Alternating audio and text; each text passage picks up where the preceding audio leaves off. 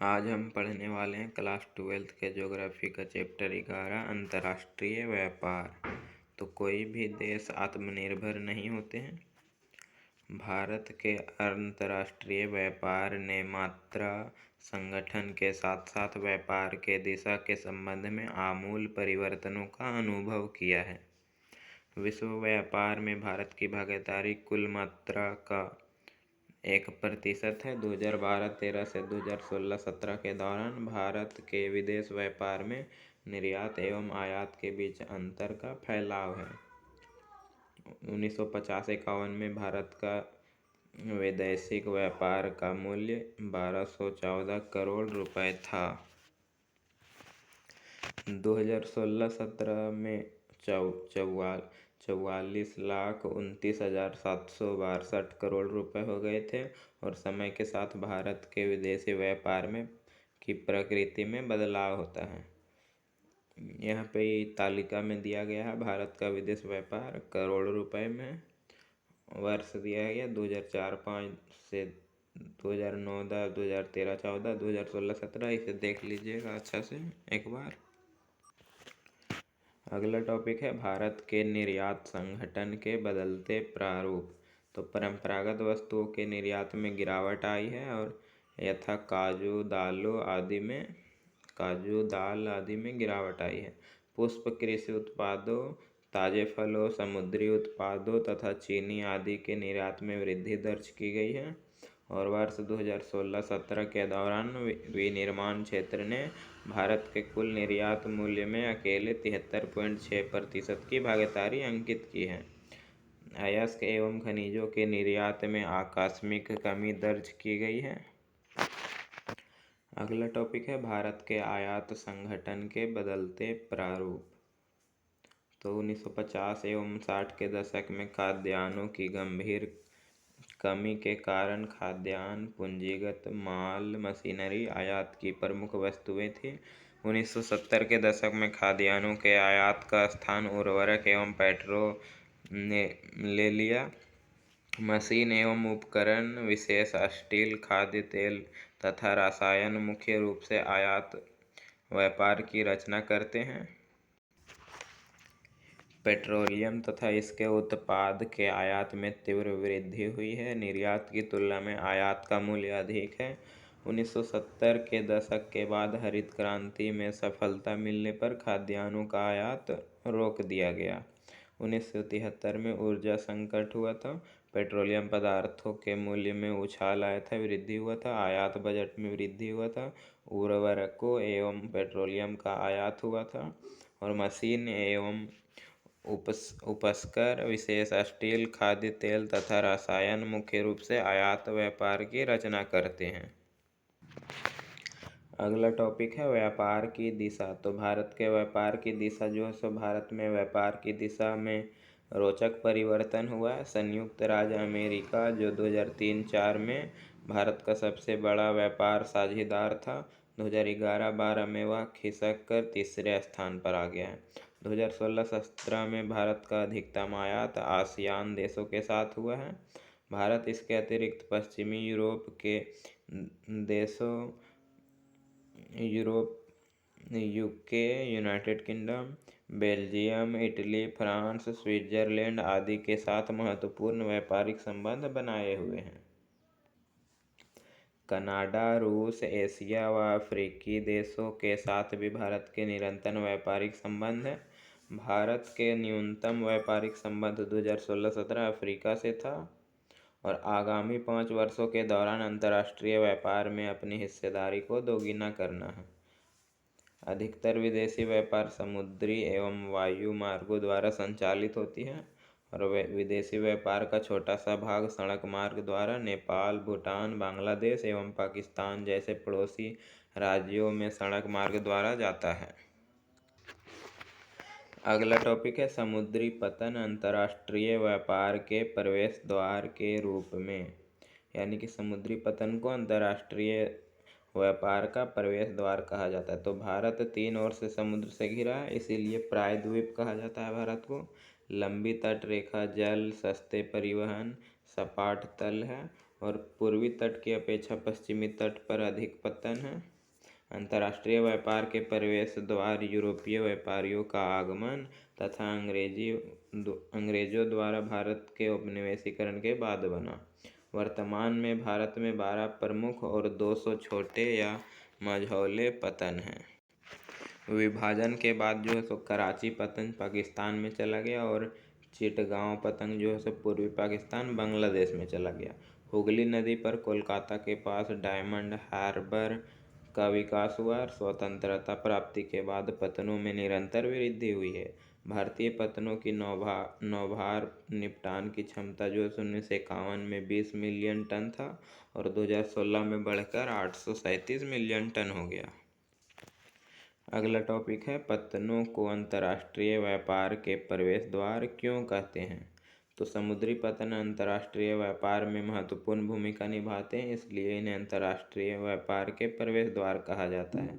पतन जहाज के लिए गोदी, सामान उतारने, लादने तथा भंडारण की सुविधाएं प्रदान करते हैं और पतन अपने पृष्ठ प्रदेशों से वस्तुएं इकट्ठा करने का काम करते हैं, जहां से उन वस्तुओं को अन्य स्थानों पर भेजा जाता है। अगला टॉपिक है पृष्ठ प्रदेश। तो वह क्षेत्र जो इसकी सेवा करता है तथा इससे सेवा प्राप्त करता है बंदरगाह का पृष्ठ प्रदेश कहलाता है। पृष्ठ प्रदेश की सीमाओं का सीमांकन मुश्किल होता है क्योंकि यह क्षेत्र सुस्थिर नहीं होता है।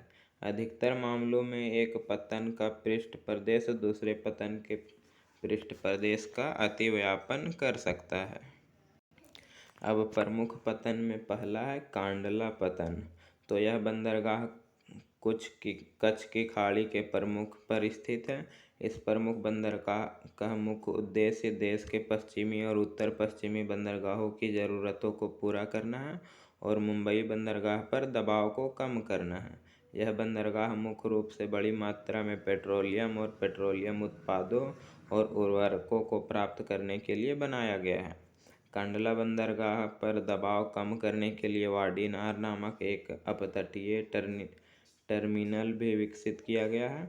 सीमा के सीमांकन में भ्रम के कारण एक बंदरगाह का हिंडलैंड दूसरे के साथ ओवरलैप हो सकता है। दूसरा है मुंबई पत्तन। तो यह एक प्राकृतिक बंदरगाह और भारत का सबसे बड़ा बंदरगाह है। इस बंदरगाह का स्थान मध्य पूर्व भूमध्यसागरीय देशों, उत्तरी अफ्रीका, उत्तरी अमेरिका और यूरोप के देशों को सामान्य मार्गों के करीब है, जहां देश के विदेशी व्यापार प्रमुख हिस्सा होता है। यह बंदरगाह 20 किलोमीटर की लंबाई और 54 बर्थ के साथ 6 से 10 किलोमीटर की चौड़ाई के साथ एक बड़े क्षेत्र में विस्तारित है और इसमें देश का सबसे बड़ा तेल टर्मिनल है। इस बंदरगाह के मुख्य केंद्र है मध्य प्रदेश, महाराष्ट्र, गुजरात, उत्तर प्रदेश और राजस्थान के कुछ हिस्से। तीसरा है जवाहरलाल नेहरू पत्तन। तो यह उपग्रह बंदरगाह नाहवा सेवा में स्थित है। इसे मुंबई बंदरगाह पर दबाव से राहत देने के लिए विकसित किया गया था। यह भारत का सबसे बड़ा कंटेनर पोर्ट है। चौथा है मार्मागोवा पत्तन। तो यह जुआरी मुहाना में के प्रवेश द्वार पर स्थित है, जो गोवा में एक प्राकृतिक बंदरगाह है। 1961 में जापान को लौह अयस्क निर्यात को संभालने के लिए इसकी रीमॉडलिंग के बाद इसे महत्व मिला था। कोंकण रेलवे के निर्माण ने अपने भीतरी इलाकों का विस्तार किया। उदाहरण के लिए कर्नाटक, गोवा, दक्षिणी महाराष्ट्र अपने भीतरी इलाकों का गठन करते हैं। पांचवा है न्यू मंगलोर पत्तन। तो इसका उपयोग मुख्य रूप से लौह अयस्क और लौह सांद्रता और उर्वरकों, पेट्रोलियम उत्पादों, खाद्य तेलों, कॉफ़ी, चाय, लकड़ी की लुगदी, रतालू, ग्रेनाइट पत्थर, गुड़ आदि के निर्यात के लिए किया जाता है। यह कर्नाटक में स्थित है, जो इसका प्रमुख केंद्र है। छठा है कोच्चि बंदरगाह। तो यह बंदरगाह अरब सागर की रानी के नाम से प्रसिद्ध है। यह एक प्राकृतिक बंदरगाह और वेम्बानद कोयल के सिर पर स्थित है। कोच्चि बंदरगाह स्वेज कोलंबो मार्ग के करीब स्थित है। यह केरल, साउथैम्पटन और दक्षिण पश्चिमी तमिलनाडु की ज़रूरतों को पूरा करता है। 7वां है कोलकाता पत्तन। तो यह बंगाल की खाड़ी से 128 किलोमीटर अंतर्राष्ट्रीय हुगली नदी पर स्थित है। यह बंदरगाह अंग्रेजों द्वारा विकसित किया गया था क्योंकि यह कभी ब्रिटिश भारत की राजधानी हुआ करता था कोलकाता। इस बंदरगाह ने विशाखापट्टनम, पारादीप और उपग्रह बंदरगाह हल्दिया जैसे अन्य बंदरगाहों को निर्यात के मोड़ के कारण अपना महत्व खो दिया है। यह हुगली नदी में गाद जमा होने की समस्या का भी सामना कर रहा है जो समुद्र से लिंक को बाधित करता है। इसके भीतरी इलाकों में उत्तर प्रदेश, बिहार, झारखंड, पश्चिम बंगाल, कोलकाता, सिक्किम और पूर्वोत्तर राज्य शामिल है। यह हमारे पड़ोसी देश जैसे कि नेपाल और भूटान को भी बंदरगाह की सुविधा प्रदान करता है। 8वां है हल्दिया पत्तन। तो यह कोलकाता से 105 किलोमीटर नीचे की ओर स्थित है। इसका निर्माण कोलकाता बंदरगाह पर भीड़ को कम करने के लिए किया गया है। यह लौह अयस्क, कोयला, पेट्रोलियम उत्पादों और उर्वरकों, जूट उत्पादों, कपास और यार्न आदि जैसे बल्क कार्गो को संभालता है। 9वां है पारादीप बंदरगाह। तो यह बंदरगाह महानदी डेल्टा में स्थित है और यह कटक से लगभग 100 किलोमीटर दूर है। इसका सबसे गहरा बंदरगाह होने का लाभ है। इस प्रकार यह बहुत बड़े जहाज़ों को संभालने के लिए सबसे उपयुक्त है। यह मुख्य रूप से लौह अयस्क के बड़े पैमाने पर निर्यातक को संभालता है।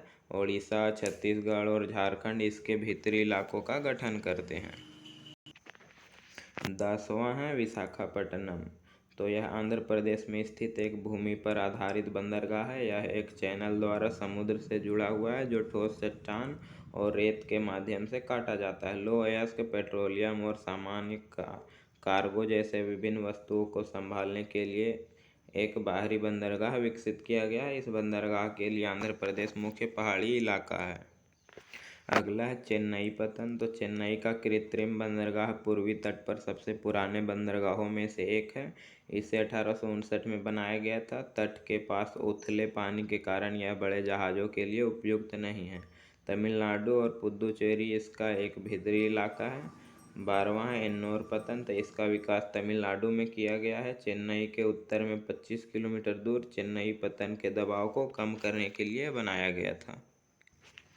अगला है तूतीकोरिन पत्तन। तो इसका निर्माण चेन्नई पत्तन के दबाव को कम करने के लिए किया गया था। यह विभिन्न प्रकार के नौभार का निपटान करता है। कोयला, नमक, खाद्यान्न, खाद्य तेल, चीनी, रसायन तथा पेट्रोलियम उत्पाद शामिल हैं।